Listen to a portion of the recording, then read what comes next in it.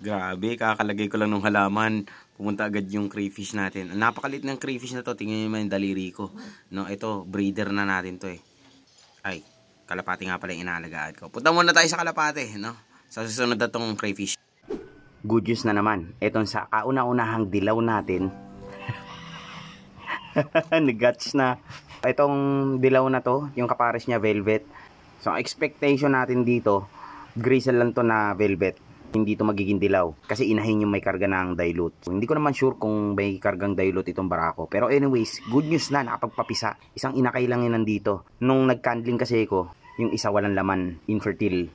Pero at least, kahit pa isa-isa, meron tayong napapisa. No, meron na tayong i-expect, no? So, hindi naman tayo nag-expect ng sobrang taas dito sa inakay na to. Napakagandang inakay. Nako, ang pinaka nakakatuwa, mukhang healthy yung inakay natin, no? So, yun lang para sa pares na to. Move on tayo sa susunod. Okay, yun dito sa pares na to, ito yung racing pigeon natin na hiniram ko dun sa tropa natin na taga Negros. So, nag-hatch na rin yung itlog na nandito, pero hindi kanilang itlog itong napisa na to. Itlog ito nung hybrid. Itong dalawang checker na yan. So, ngayon, ay mangingitlog ulit yan. No, kinakailangan ko kasi makadalawang clutch ka agad sila para ma-break na natin agad to.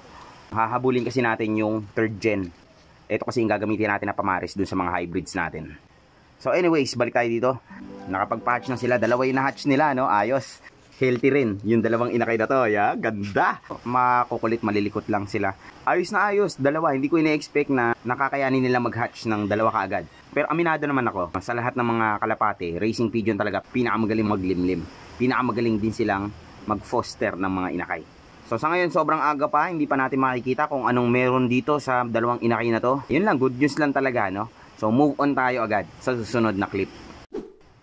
Ito yung susunod nating sisipati. Mabilisan lang talaga tayo, guys, no? Ito yung hybrid at nakakatayo na siya ng maayos. Medyo nako-confuse ako talaga sa inakay na to.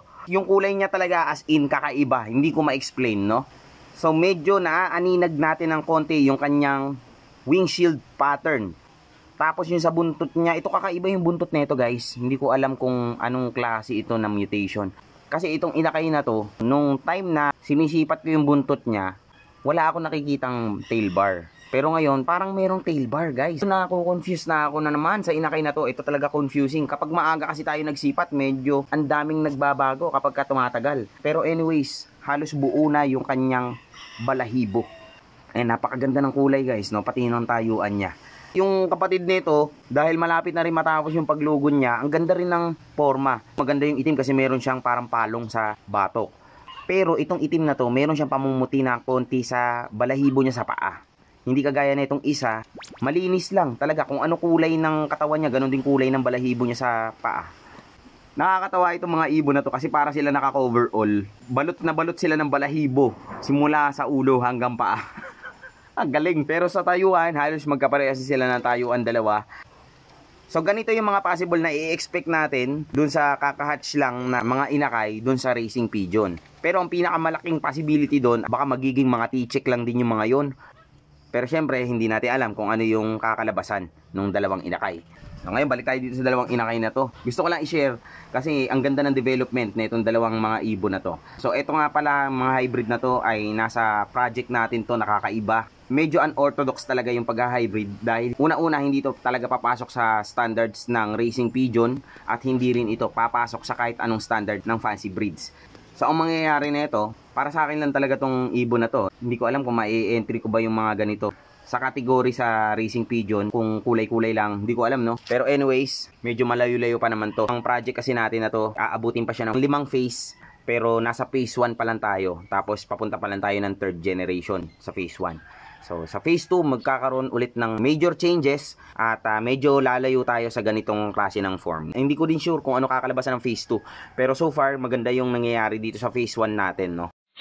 Alright, commercial muna tayo. Shoutout nga pala muna kay Froilan Magnaye, kay Aristotel Mendoza, kay Foislof, pati na rin kay Ryan Murga ng Iloilo. At bago nating subscriber, no, si Jubert Ferrer. At syempre, sa pinakamatagal nang sumusubaybay sa atin, si Sir Jonard Grospe. So yun lang guys, no, balik na tayo sa video. So yun lang guys, no, nag-share lang tayo ng positive energy kasi sa napansin ko sa loft ay naka-feel ako ng positive energy. Gusto ko lang i-share din, no. Anyways, nakaka-feel din ako minsan ng negative. Pero pag negative, sinosolo ko na lang yan, no. sa mga magagandang development lang tayo guys, no? Para mas impactful yung experience natin, especially sa mga nagsisimula, mga bago. Na huwag kayong matakot guys, no? Kasi sa totoo lang, oras, pera, effort ninyo yung ginugugol ninyo sa hobby ninyo. Siyempre, hindi maiiwasan, meron talagang mga tao na hindi nila mapigilan humanap ng kung ano basta maibato sa'yo na negative. Especially kapag ka nakikita ka nilang masaya ka sa ginagawa mo. Naku, marami talagang hahatak sa'yo pababa. Alam nyo naman ang mga ugali ng mga Pinoy. Kaya minsan nakaka-proud maging Pinoy eh. Buti pa yung ibang bansa eh, na-appreciate nila yung effort ng Pinoy. Tayong Pilipino sa Pilipino, nako. Ewan ko lang. Maraming salamat nga pala sa panonood. Hindi ko na papatagalin. Yun lang yung nangyayari dito sa loft natin. Ako nga pala si Mastong at itong Warriors TV. Alam nyo na, kita-kits tayo sa susunod na video.